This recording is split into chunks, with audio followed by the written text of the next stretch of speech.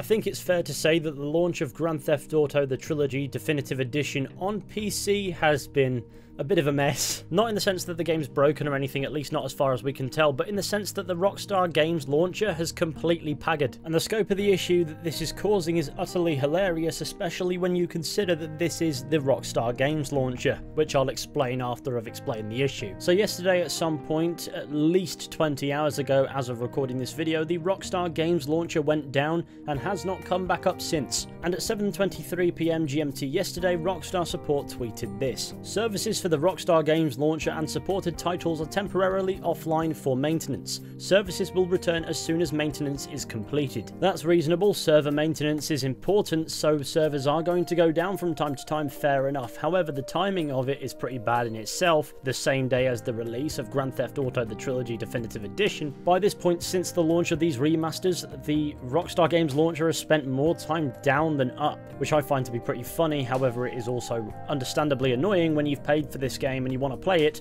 but the launch is down, and that's where the big flaw with the Rockstar Games launcher sort of comes into play. When in offline mode in the Rockstar Games launcher, while you can try to launch any game and it will sort of fire up, you will eventually be met with a message telling you that you are not entitled to the game and that you need to verify your internet connection and restart the game, and that if this issue persists, to please contact Rockstar Games customer support. As you can see, the example I gave was Red Dead Redemption 2 because I was trying to fire that up to record some bits and pieces that I'm not ready to talk about just yet, and I'm sure they're going to be great. But the point is, when the Rockstar Games launcher is down, you cannot fire up any Rockstar games that rely on this launcher, even if you've got them downloaded locally, even if to only access the single player. I even tried firing up Grand Theft Auto 5 from my Steam library to see if Steam could bypass it, and I got the same message but in that game. Because even if you're trying to launch it from Steam, it still requires going through the Rockstar Games launcher to fire up. Of course, the biggest issue for PC players right now is that they cannot fire up the remaster that just released that they'd paid for. And since the Rockstar Games launcher has gone down, it seems that the PC version of Grand Theft Auto The Trilogy The Definitive Edition is now unavailable to buy on Rockstar's website, which, to be fair, as a PC launch is not necessarily an exquisite flavour as far as shit shows go, as this is why I bought these remasters on console instead of PC, because I just knew there would be something. But the fact that this is affecting all games that rely on the Rockstar game launcher on PC, and that said launcher has been down for the best part of 24 hours at this point, I feel goes to highlight just how ridiculous the Rockstar Games launcher is,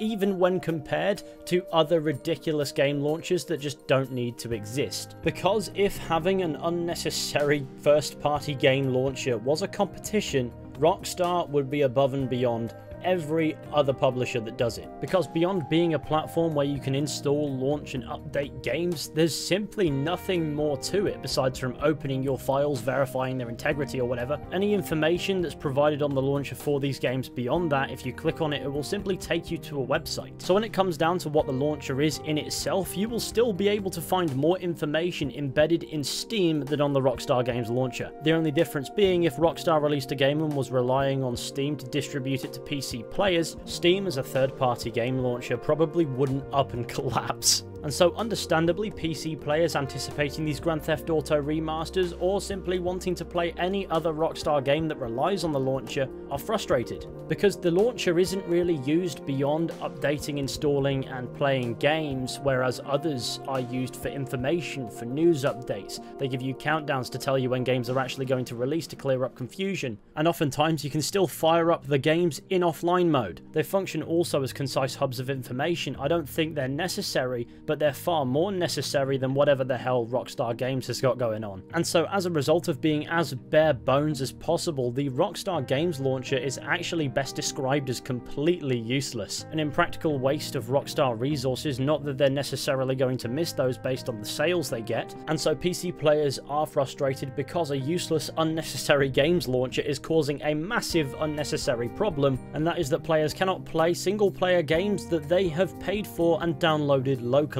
and Rockstar support has given no indication of any sense of urgency with regards to trying to fix the issue, which is making people a little bit more frustrated. Providing an update around 7 hours ago as of recording that reads, "We thank you for your patience and understanding as we continue to work on restoring services for the Rockstar Games launcher and supported titles." And the top response very aptly points out that this tweet is quite robotic, and players should know to some extent what's wrong, and be given an ETA as to when they can play this game that they paid for. And while at times that information can be difficult to provide, I feel like more human responses and acknowledgements of this issue would make it far less frustrating for players. There is definitely more to this issue on Rockstar's part, as there's no way they scheduled maintenance for the same day that a GTA remaster launched, if that meant that people wouldn't be able to play the games for this long a period of time, because that would just be ridiculous. And let's be honest, it won't be long before people, and many have already, just up and decide that they're no longer interested and simply want a refund. It will be fixed at some point, so it's hardly the end of the world. However, I don't think we can blame PC players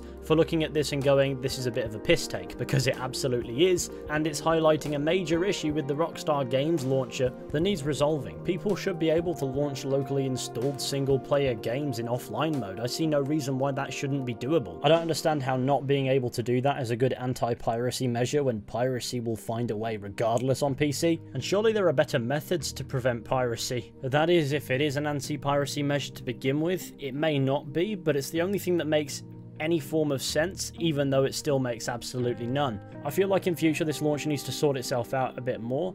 Being down shouldn't necessarily affect being able to fire up and play single-player games, provided they're installed. And on top of that, Rockstar needs to figure out why the fuck this launcher exists in the first place, because frankly, I don't understand that either. As much as I've found myself loving Rockstar games, I still don't understand why they need their own launcher on PC. The only reason anyone uses the launcher is because they have to, and I think that's just a bit of a joke. That being said, in general, first-party game launchers left, right and centre is very annoying for PC gamers in general. It becomes frustrating when you've got to use 10 different softwares to launch all of the games that you want to play, and at least some of those attempt to justify their existence by going beyond just being a platform you can launch a game from. And that's why Rockstar Games Launcher in general is the most ridiculous of the games launchers for PC gaming, because it exists for the sake of it, doesn't even try to justify it, and forces you to use it. And when it goes wrong, it creates big unnecessary problems because it doesn't need to exist in the first place. Anyway, this wasn't really a video I was planning to do or was expecting to do, and frankly,